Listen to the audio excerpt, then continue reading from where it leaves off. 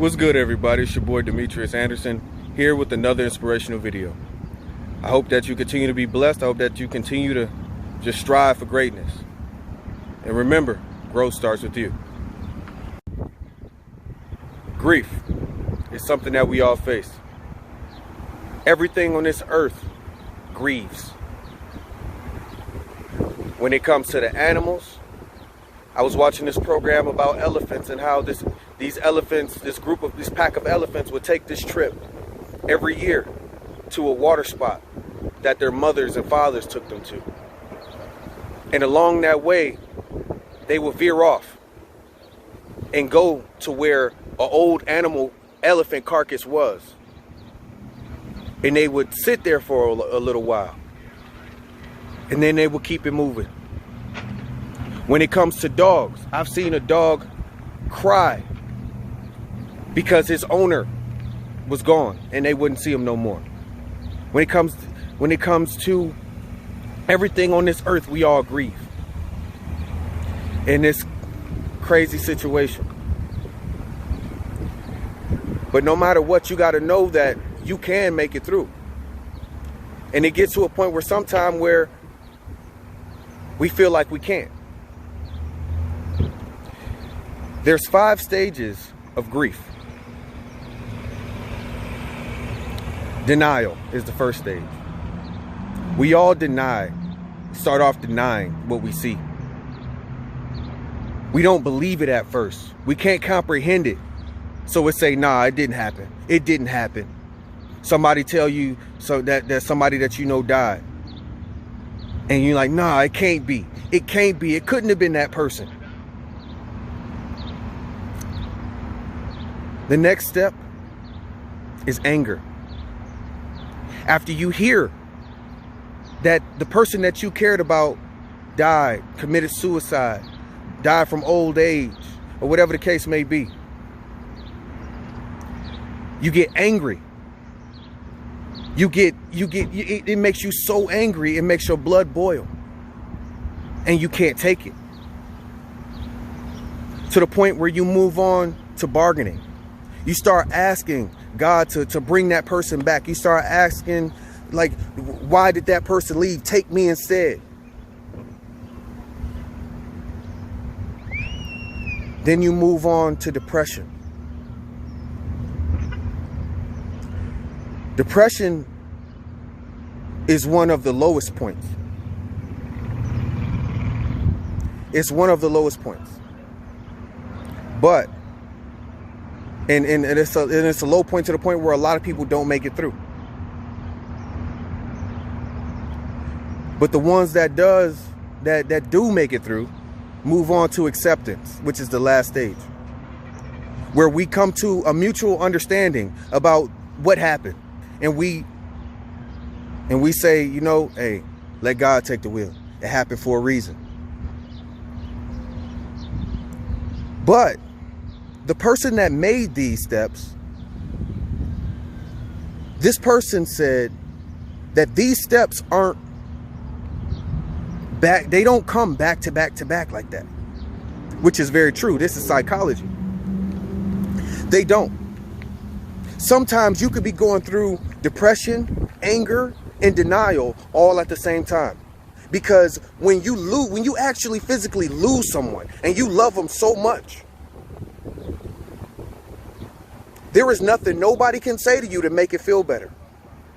And you're just having a range of emotions that you physically sometimes don't understand. And you're just trying to figure it out, going through day by day, trying to figure it out. But sometimes you still don't. And that leads to sometimes suicide, which is, you know, I apologize for this morbid message, but it's the truth. Because some people don't know about this stuff. Some people just going through, they lost somebody and they're grieving and they don't know what they're going through. They don't understand it. These steps were made to show you that when you do eventually grieve and lose, when you do eventually lose somebody and you start grieving, this is what you may feel going through it. That's all these steps are for. Just to show you a compass. It's like a compass that points you in the right direction. It's not supposed to be there to tell you you're going to go through this step, this step, this step, and this step. That's too plain. That's too laid out. If life was like that, then life would be so much easier. Life would be so much easier, but it's not like that. In my situation, back in 2018 in November, I lost my mother.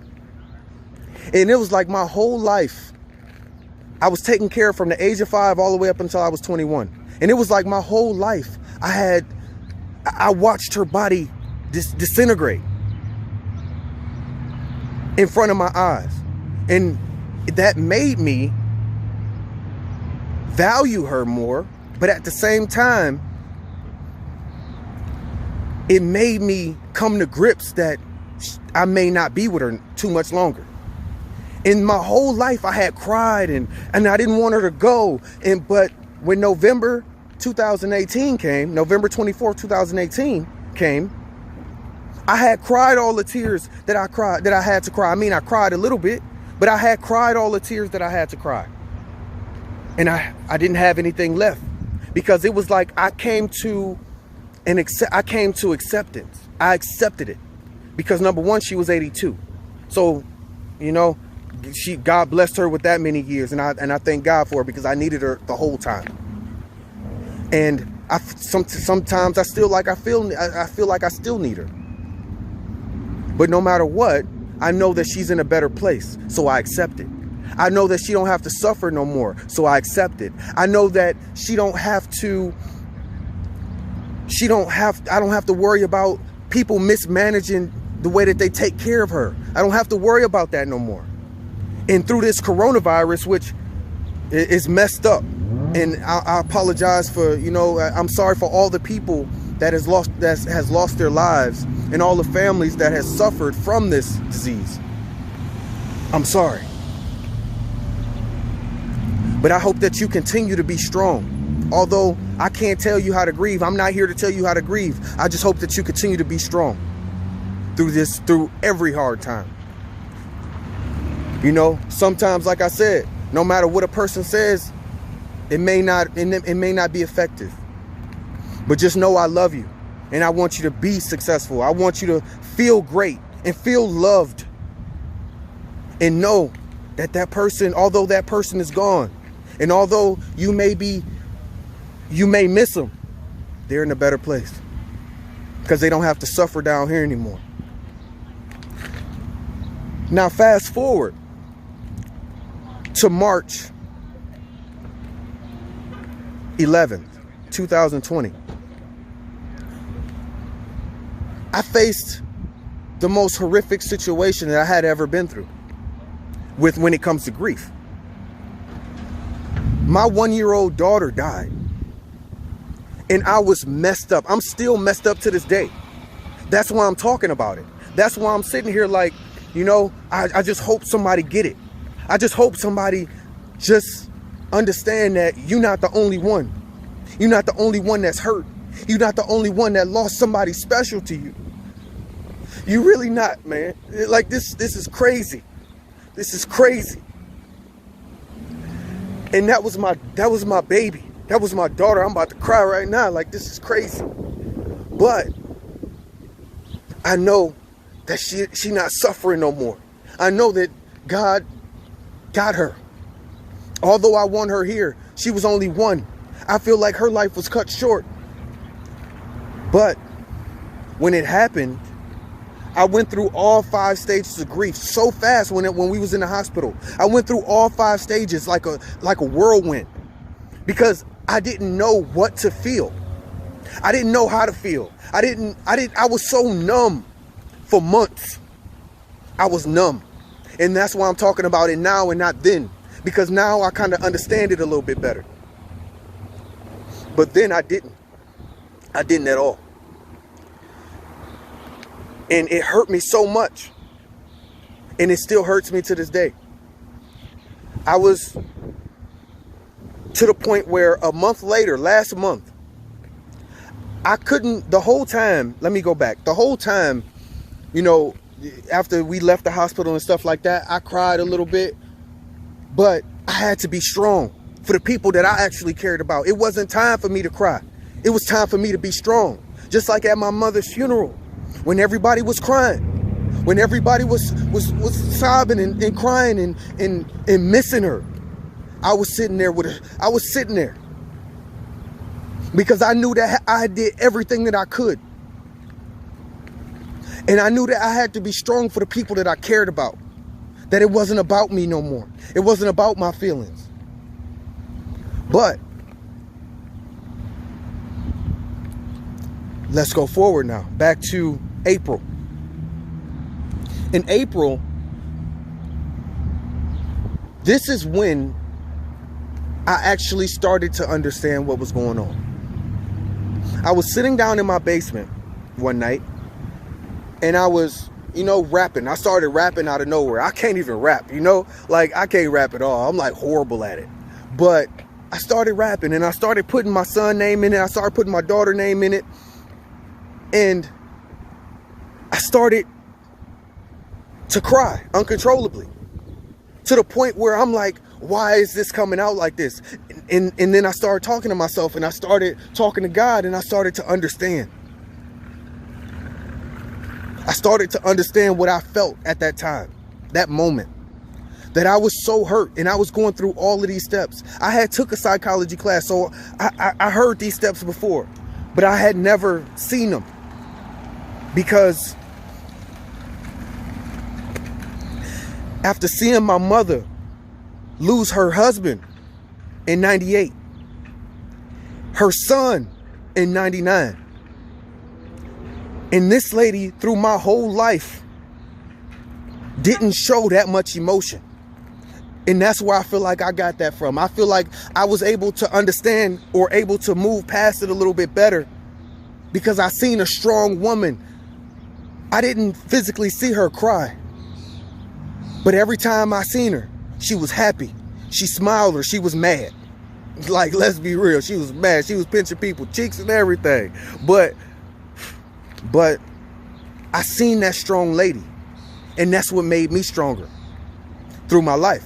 Because my whole life I seen death. But this one changed me. That's the difference. See, that's the difference. You see, sometimes we go through situations and it changes. Sometimes, in this case, it was for the better. But like I said, it changed me. And it made me appreciate the fact that I love that little girl. That little girl called me Dada. I'm the only daddy she knows. She wasn't biologically mine. My son ain't biologically mine, but they mine. And I love them so much. And I miss her so much. So in this case, I'm not sitting here trying to tell you how to grieve because there is no precise process to grieve. But all I'm saying is find a way for you. Whatever way works for you, you stick to that. Because it hurt to lose someone. But it does get better over time. And some people,